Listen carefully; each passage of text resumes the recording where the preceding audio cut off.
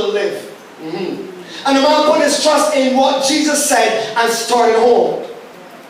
But even as he was on the road going down, his servants met him and reported saying, your son lives. So he asked them at what time he had begun to get better. They said, yesterday during the 7th hour.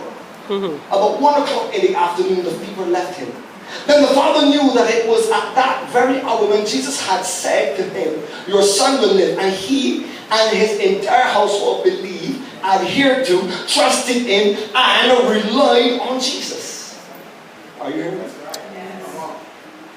This is the second sign, wonder work miracle that Jesus performed after he had come out of Judea into Galilee.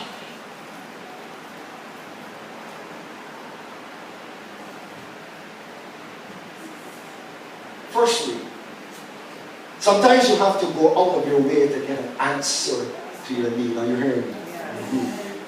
Some of you will understand that literally. You see, apparently this man was desperate. Picture this man. He was so desperate that he was willing to go out of his way to get to Jesus. In order for him to gain access to the miracle of Christ, he had to be willing to go walk the distance. He had to walk. There was no bicycle, there was no car, he couldn't catch a plane. He knew or had an idea where Jesus was going to be, and he knew that he needed a miracle. He began to walk. He began to pursue. He began to press in.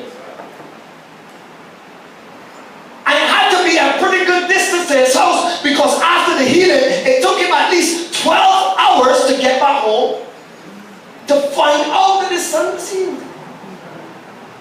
I ask you this question: how many of us are in dire need for the assistance of Jesus, faced with desperate need, and yet we refuse to go out of our way to find a miracle? We won't do anything out of our comfort zone. What, you mean attend another church service? Oh my gosh, no way. That's out of my comfort zone.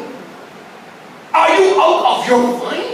You mean praise a little harder? You mean about worship some more? I just worship a whole hour and you want me to pray half hour more? Come on. You mean you want me to praise